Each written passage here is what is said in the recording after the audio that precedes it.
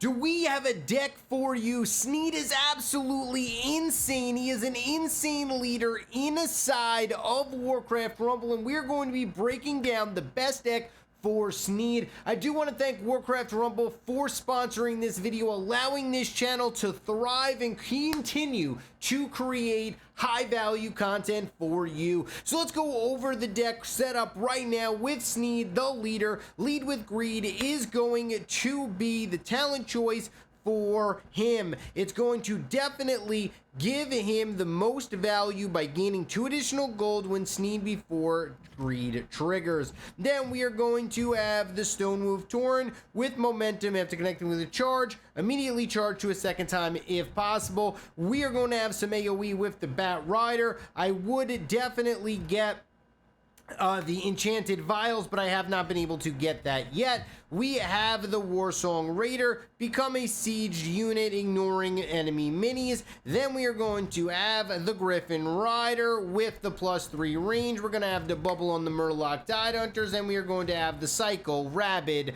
onto our Null Brute. The Sneed and the Null Brute are going to be the tanks with the Stone Move Torn. The AoE is going to be the Bat Rider. The only real weakness that we do have is going to be our anti-air, but that's not really going to be too big of a deal, as we are going to show you how to navigate around that and win. So we're going to get into PvP right here, right now. We're going to easily win this because this deck is just so strong. We're playing versus Brainiac. He's running Tyrion. Tyrion is actually very, very good, but we are going to have the answers. The first answer that I am going to do is I'm going to drop a Sneed, and I'm going to drop a Sneed all the way in the back here, and we're going to watch what he is going to do.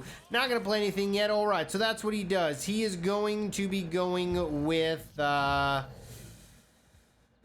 all right, so he is definitely going to be kind of annoying here with a lot of ground units, no anti-air. We have a lot of AoE here with the Bat Rider. The Bat Rider is really going to help us out right now. We do have our leader, and our leader is doing a lot of work right here and right now. We are actually going to get a huge push off, and then what we are going to do is we are going to drop a Warsong Rider with the Murloc Tidehunters on the left-hand side. This is where this deck setup really ramps up, is where we have the Warsong Rider that's going to be able to get to the towers and be able to clear them down, getting more gold, and then we are going to be able to continue to push. So he's going to continue with this footman on the left-hand side here, but we just have all of the answers that we need. We are doing a lot of work here, and we are just going to continue to push this left-hand side advantage. We're going to get the Stone Move Torn down, as well as he is going to be able to take down this tower. However, we are, wow, that was a lot of damage. I wonder what that was that did that much.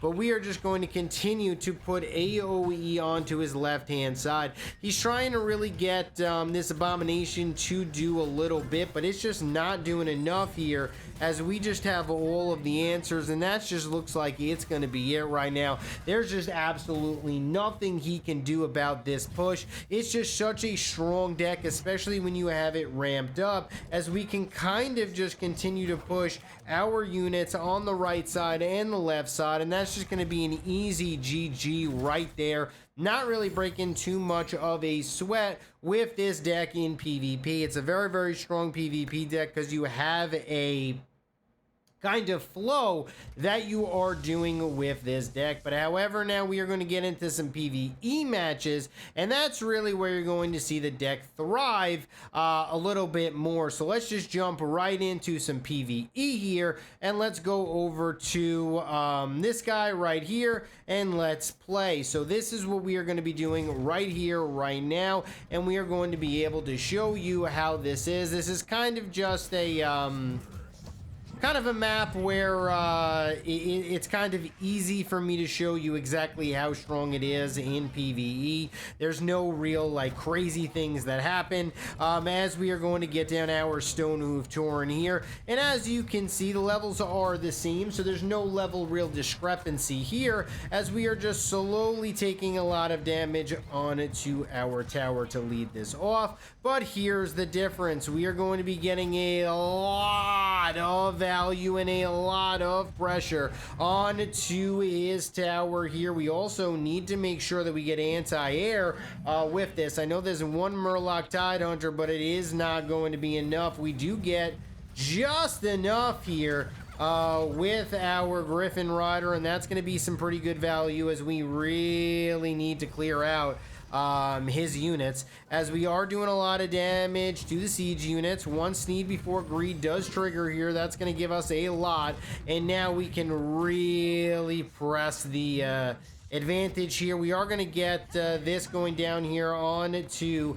this left hand side, and we are just really just trying to make sure that he is not able to take us down. And as you can see, the anti-air is just very, very strong in for us in this matchup because he doesn't have any air. This is really just the vultures. So most of the time, you're never going to be playing somebody, or I shouldn't say never, but you're very rarely going to be playing somebody who has a lot of air units, which is why this deck is going to thrive.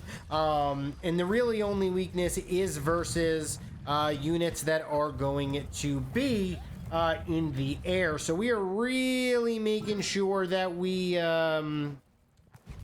get every little bit of value here for this. We are going to have to really go aggressive, and we have to make sure that this guy does not just clear us out here. He really wants to get this unit to my base. This golem, he really wants to get there, but it's just not going to. As we are going to have the answers for this. We are going to have to get down our Murloc Tidehunters, and we are going to have to get down our Bat Rider just to be able to clear it out in time, as this is annoying, but we definitely have what we need. I don't really want to go super aggressive here onto the boss, because the rocks are very, very annoying to deal with, and I just don't want to deal with them, if I'm just being totally honest with you. We are going to get down a Stone Hoof Tauren here, and the Stone Hoof Tauren hopefully will be able to get the aggro a little bit away from my Griffin Rider, which is actually what is happening, which is really, really nice. So the number one thing I just need to make sure is I don't lose to that, and we are looking very, very good. This deck is strong, this deck is smooth, and this deck is fast, and this is kind of the setup. You are going to be throwing your Stone Hoof Tauren with your Sneed to be able to continually shut down waves, and you are going to be able to get pressure and damage with your right here. You're just going to run this guy all the way to the end, and he's going to be doing the damage. So that's kind of all you need to worry about. Just watch the damage that it's able to do. It's just going to run over here as the siege unit, one shot. It's going to get off only one shot here, but that's okay. It did its job with that amount of damage, and it's just going to continually attack over and over again, because we now have the left hand side that pushed, left hand side push, siege unit to take down units with the Murloc Tidehunters, and you are going to be successful in each and every single one of your matches. But thank you so much once again for Warcraft Rumble for sponsoring this video, and I will see you guys in my next guide. Hope you guys take it easy, and I'll see you guys later.